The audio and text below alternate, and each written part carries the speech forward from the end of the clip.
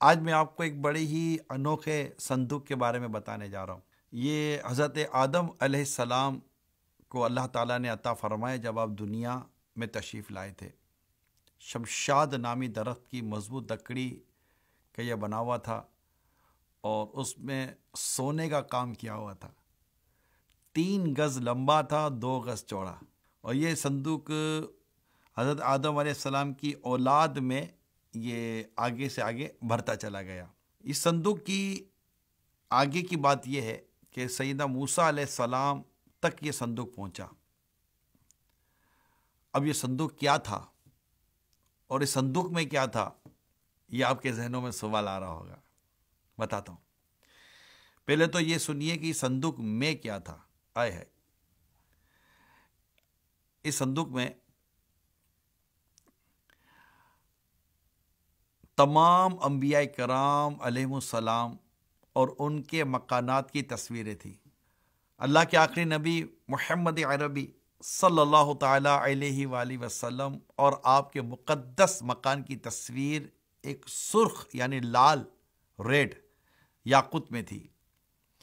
اس تصویر میں آپ صلی اللہ تعالیٰ علیہ وسلم نماز کی حالت میں تھے، جبکہ آس پاس صحابہ کرام علیہم رضوان موجود تھے۔ ہاں، یہ بتاتا چلوں کہ یہ تصویر قدرتی تھی، کسی انسان کی بنائی ہوئی نہ تھی۔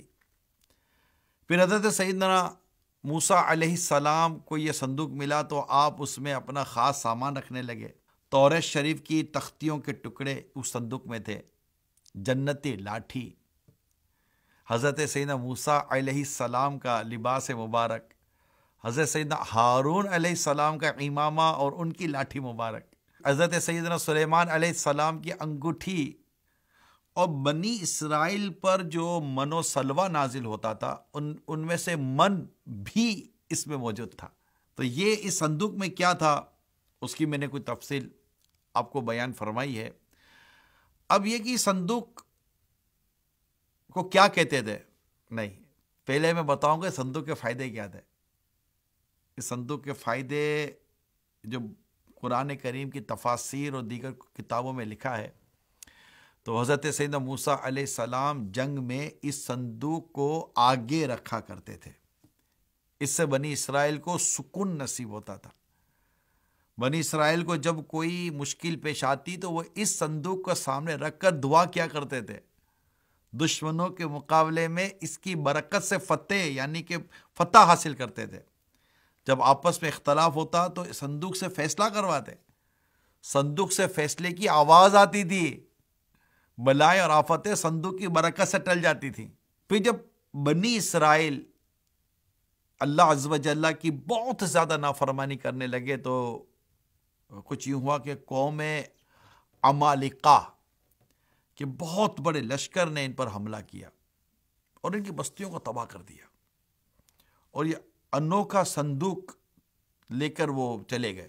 قوم عمالقہ نے اس صندوق کی اہمیت کو چونکہ سمجھانا تھا، اس کو گندی جگہ پر رکھ دیا اس کو۔ اب اس بے ادبی کے نتیجے میں وہ مختلف بیماریوں کا شکار ہونے لگے۔ ان کی 5 بستیاں ہلاک ہو گئیں۔ اب انہیں یقین ہو گیا کہ یہ سب جو کچھ ہمارے ساتھ ہو رہا ہے یہ اس مقدس صندوق کی بے ادبی کا نتیجہ ہے۔ چنانچہ انہوں نے صندوق ایک بیل گاڑی میں رکھا اور بنی اسرائیل کی بستیوں کی طرف اسے چھوڑ دیا۔ وہ صندوق 4 فرشتوں کی نگرانی میں اس وقت کے نبی حضرت سیدنا شمویل علیہ السلام تک پہنچا۔ یوں بنی اسرائیل کو دوبارہ یہ عظیم نعمت حاصل ہو گئی۔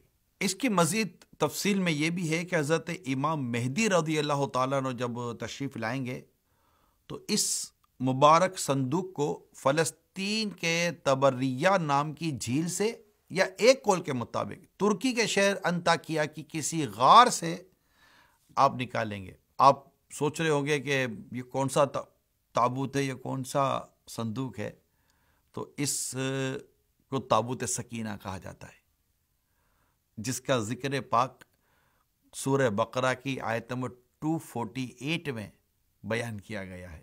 اس تابوت سکینہ کے متعلق جو کچھ ہم نے ابھی سنا ہے اس میں بہت سارے ہمیں باتیں سیکھنے کو مل رہی ہیں. فار ایگزامپل کہ تبرکات کی اہمیت، کہ بزرگوں کی تبرکات سے کس قدر برکتیں ملتی ہیں، بزرگوں کے تبرکات سے کس قدر فتوحات ملتی ہیں، بزرگوں کے تبرکات سے کس طرح دعائیں قبول ہوتی ہیں.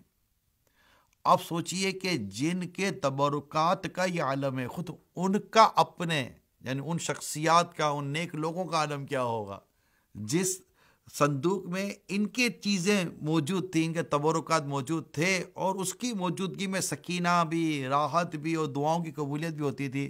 تو جب ان کے مزارات پر جہاں وہ خود انبیاء کرام اور بزرگان دین آرام فرما ہے، جب ان کے مزارات پر جا کر آپ دعائیں کریں گے تو دعائیں کیسے قبول ہوتی ہے. دوسری بات جو ہمیں ایک اہم بات پتہ چلی کہ آپ دیکھیے کہ ایک قوم نے اس تبرکات کی بے ادبی کی، ان پر کیسی مصیبتیں آئیں، تو پتہ چلا کہ تبرکات کا ادب کرنا چاہیے، اس کی بے ادبی نہیں کرنی چاہیے، کہ اس کی بے ادبی کی وجہ سے بہت ساری مصیبتوں پریشانیوں میں گرفتار ہونے کا خطرہ ہے. تو اللہ تعالی ہم سب کو تبرکات کی برکتیں عطا فرمائے. تبرکات کا ذکر یہ تو جیسے ابھی تابوت سکینہ کا میں نے ذکر کیا، آپ نے حضرت یوسف علیہ السلام کا واقعہ پڑھا ہوگا کہ حضرت یوسف علیہ السلام کی مبارک قمیص یہ جب حضرت یعقوب علیہ السلام جو آپ کے والد صاحب تھے، جب ان کی آنکھوں پر لگائی گئی تو ان کی آنکھوں کا جو کمزوری تھی وہ دور ہو گئی. تابوت سکینہ کا جس طرح میں نے آپ کو واقعہ سنایا قرآن کریم سے، اسی طرح میری درخواست ہے کہ آپ قرآن کریم کو پڑھیں اور صراط الجنان کا مطالعہ کریں. انشاءاللہ اس کو اسٹڈی میں لائیں، آپ کو قرآن کریم میں موجود بہت سارے مضامین کی بہت ساری معلومات حاصل ہوگی. اللہ ہمیں قرآن کریم کا فیضان عطا فرمائے.